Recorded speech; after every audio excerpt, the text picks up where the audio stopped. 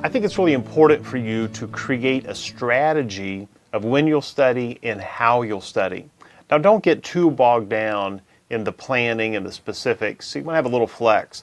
But the idea here is you want to create a general idea of your plan of when and how you'll study so that you have basically a schedule, just like you would a project, of when you're going to commit time to studying. So I think this is an important exercise, but don't spend hours and hours creating it.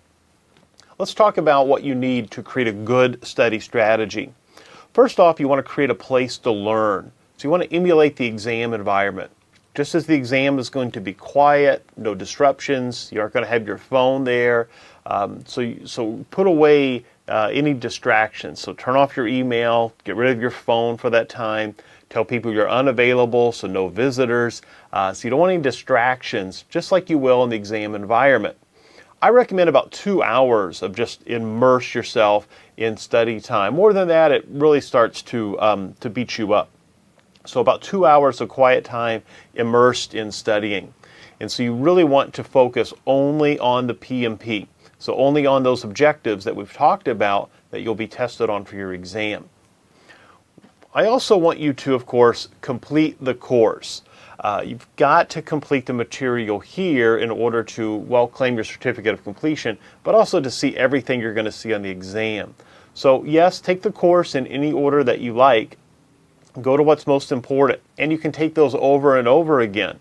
I do recommend that you take notes as you move through this course, but don't write down everything. Just write down what's most important.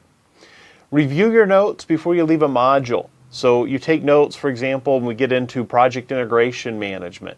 Well, before you go on to scope management, pause. You're going to take a little quiz, maybe review your notes right before you take the quiz. That'll help you.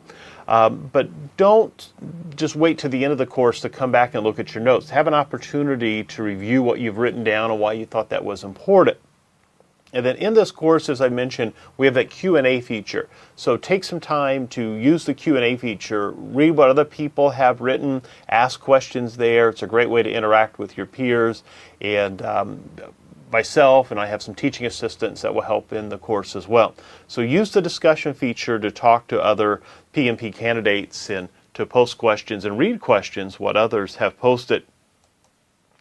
Know what to study. You have 14 PMBOK guide chapters, and that's what we're covering in the bulk of this course. So we'll cover everything in the PMBOK. There's a few additional things, but study the PMBOK guide. Use it as a reference. So the PMP exam focuses on, remember, it's initiating, planning, executing, monitoring, controlling, and closing, but it's distributed across these knowledge areas, the 10 knowledge areas. So project integration management is chapter 4 in the PMBOK. So integration management, and then scope, schedule, cost, quality, resources, communications, risk, procurement, and stakeholders. And believe me, you'll rattle those off once you get immersed deeper and deeper into the PMP. So know what to study, know what's important. It's these knowledge areas.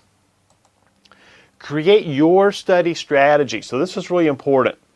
That I want you to take time to look at the exam content. You can download the PMP handbook from PMI.org and look at that content. And I've already walked through what those tasks were. That's where that came from, is the exam content. I want you to build a plan that works for you. So don't be unrealistic that you're going to study 8 hours a day for the next 4 weeks. That's probably not going to happen for most people. So be realistic. So how can you give up some time somewhere else to invest time here? So build a plan that works for you. In my resources for this lecture, there is a spreadsheet called a score tracker that will track you enter your exam scores, and that'll let you see, well, which chapters do you need to spend more time on, and it will kind of generate an average for you as you move through the course. Do some SWOT analysis. SWOT we'll see a couple times in the course, but it's looking at your strengths, weaknesses, opportunities, and threats. If you're really strong in quality, and you get 100 on that exam, you don't need to keep studying quality. So, but if you really don't do so hot on risk, well, then that's a weakness. You need to go spend more time there. And then opportunities is where we look at those distribution of questions from initiating to closing, that ratio of questions to processes. Like initiating has 2 processes, closing has 2 processes, and executing, which is a pretty significant part of your exam. It's like a huge number of questions for your exam. So there's some opportunities and threats there of processes to questions. Study according to the exam objectives. Don't study things you aren't going to be tested on. Study on things you're going to be tested on. This is a sample 4-week study strategy. I'm not saying embrace this and make this yours. I'm just showing you an idea of how you could structure your study habits with this course in your time. So this isn't what you have to do. I'm not saying this is perfect for everyone, but this is a good model that you might emulate as you create your plan. So week 1, you might look at modules 1 through 7. And I'm talking about the modules in this course, the lectures and the sections. So sections 1 through 7 this week. Maybe you do more, maybe you do less. Do what works for you. So preparing to pass the PMP, get the most from the course, looking at the PMP exam domains, the overview, and then get into the foundations, the related areas of project management, and introducing the PM components. So right now you're on section 2. So you can see what you'd still have left to do if you took this plan.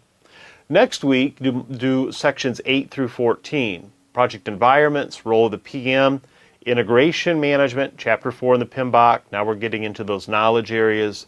Scope, schedule, and cost management. So that could be week 2.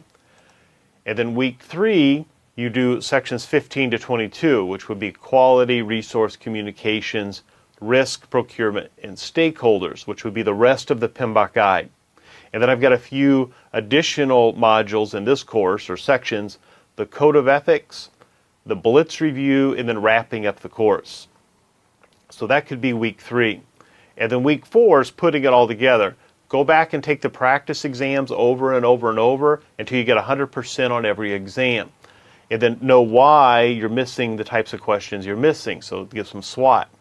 Review your flashcards until perfect every time. I've not talked a lot about flashcards yet, but that's a resource in this course. So go through the flashcards, all the terms. And then practice creating your memory sheet. Kind of wait to the end of our study time to really focus on the memory sheet.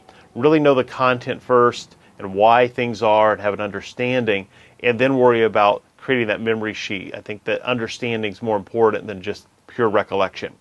So that's a sample strategy. I'm not saying you have to use this again, but create a strategy that works for you. All right, keep moving forward. I'll see you in the next lecture.